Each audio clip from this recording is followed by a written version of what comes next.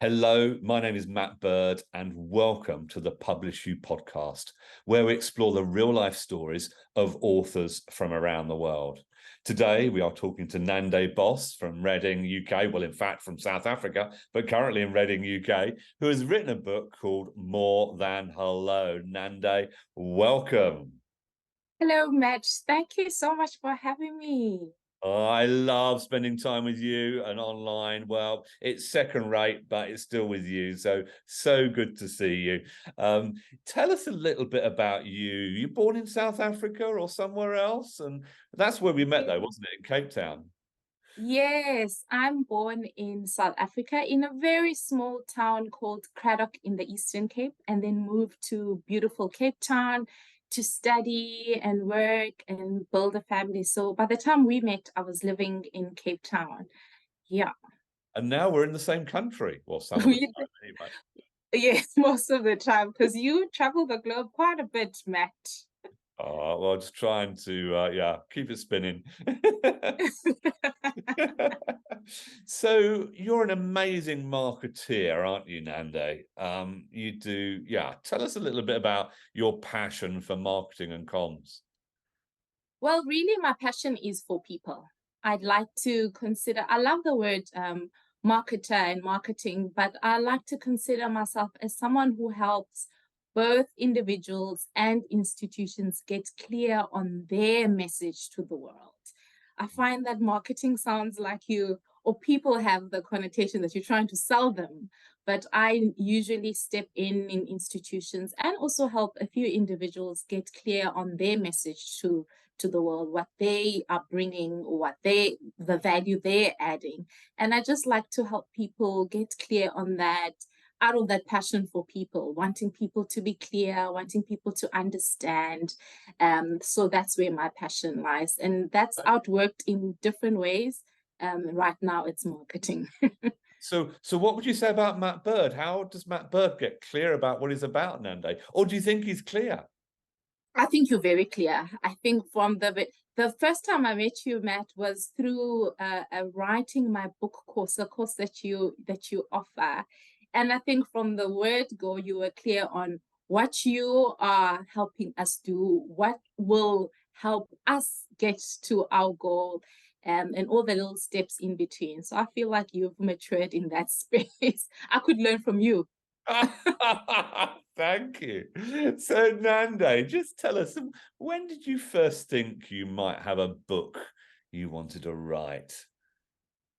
Well, I write every day. I'm a writer. I write about what I see.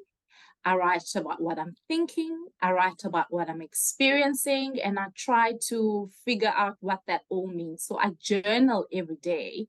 And I Hmm. always thought at the back of my mind that I'll publish a book when I'm 40 and old and have wisdom to share with the world.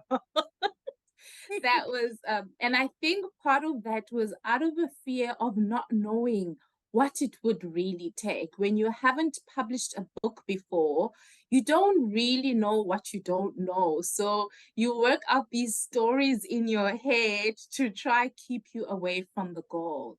And it's not until a good friend of mine, Tess Yarn, also Yeah. in South Africa, said, look, she was ready to write a book. She said, Nande, you can do it. I'm going to tell you how we're going to do it. We're going to do this course with this wonderful man, and we're going to have accountability. And immediately when I heard accountability, I knew I have some level of self-awareness that that is where I should position myself and learn. So up until that point, I knew I love to write. I enjoy to write. I see the benefits of it. But publishing was far ahead in my journey. And look at me now, having published 5 years before my my original thought. Amazing. Congratulations. And you've Thank written the you. most amazing book, More Than Hello. What's the, if you had to describe the book to somebody, what's your book about, Nande? Well, I wrote the book at a time where many people in the world, in fact, all of us weren't really greeting each other. There was no hello. This was during the global pandemic, the global Yeah. health crisis of COVID, we were all wearing masks, not greeting, not seeing each other. And during that time, I also lost my father and was grieving. So while grieving, as true to my nature, I was also writing, trying to make sense of what I was experiencing. And during that time, I really felt God say, I see you. And more than seeing you, I'm offering you a deeper relationship. It's more than hello. And, in that time of writing, I was researching different types of greetings all around the world in the different languages. And through that exercise, I landed back in one of the South African languages, which is isiZulu.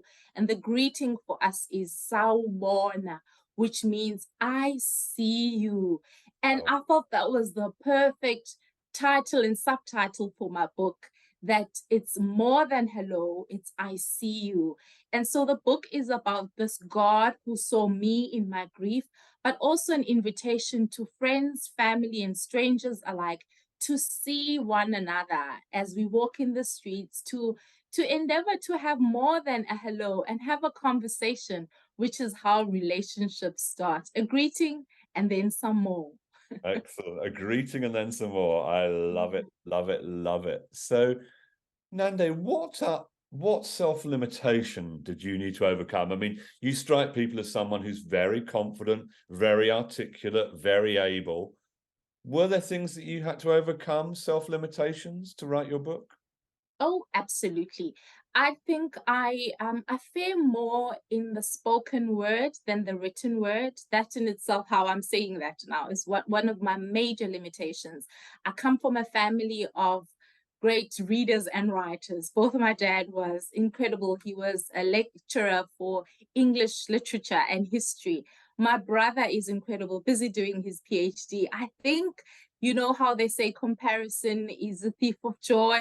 I dabbled in that space, Matt, and I compared my own abilities with the people I look up to who are close to me. I think that was one of the major things I had to overcome quite early on in the journey. And just having access to you as a wonderful book coach and writing coach, and our community of writers, to remind me that nobody can write a book like Nande Boss. So Nande Boss has to write her own book in her own way, her own voice and tone. So yeah, that was a big thing for me. Massive, massive. And just tell us one of the little stories or points that you make in your book. Just give us a little insight into one of the chapters. Okay, well, so one of the chapters is the person. So I start off by telling people, as a first time author, I assume that nobody really knows Nande Boss from Craddock. I tell the story of my life and how I grew up with, a loving family who used to affirm me, and then growing up, going to, the hustle and bustle of working, forgetting to call home, but knowing that I need to call home for that affirmation. And then just being reminded by God that when I forget, He's there to remind me who I am. And as we continue to chase after our dreams, it is possible for us to think that those achievements are the things that make us who we are. But who we are is who we are, and all the other things that we do add to us. So the book is really filled with personal stories of mine that I think the reader will relate to. But more than that, just knowing that celebrating the person that I am as a woman, as an author, as a daughter, as a mother, as a wife, as a child, but also bringing in those stories that I belong to people. I come from people. And I think if you from anywhere in the world, anyone from anywhere in the world would be able to relate, because people are people, whether you're a leader, a president, a pastor, a teacher. I think at the end of it all, we all want to know that we are loved by someone and that we belong. Absolutely. Love it. And Nande, what have you mean, your book's been published a little while now. What have you found to be some of the most effective ways that you've made your book known to the world? Well, this book is really a lot of it comes out of my faith with the Lord. I felt I got a bit anxious at publishing, like, how am I now I've written a book? How am I going to let people know about the book? Yes. And the answer was really in the existing relationships that I had built for 35 years before I published. And I think as marketers, as business people, and even as authors, we can get so anxious or scared and forget that we already have had more than hello and conversations. So to first take it to the people you already know. So what's been helpful for me is in the little sisterhood groups and the churches that have been so generous to invite me in the past to say hello, this is what I'm bringing next time. And they have been more than willing to showcase my book, have it on sale after the events, after the conferences. And that's been truly effective because people, they already know you, they trust your voice, and they want to hear more from you. I know that people who want to write a book are often asking, but who is going to read it? There are people who are going to read it. Your family and friends, your church community, your colleagues at work will definitely buy your book. That's been my biggest support so far. Amazing. Yeah, Wonderful. Yeah, I think every author not only has a unique voice with which to speak and tell stories and bring perspectives, but they have a unique ecosystem of relationships, a unique community of people who will want to buy their book because absolutely. they know you. It's amazing. And Nande, obviously you've had lots of feedback about your book. What's been one of the most encouraging bits of feedback you've had from somebody who's read your book? Well, I think it was encouraging, and also they said it was shocking to see that the language is so accessible.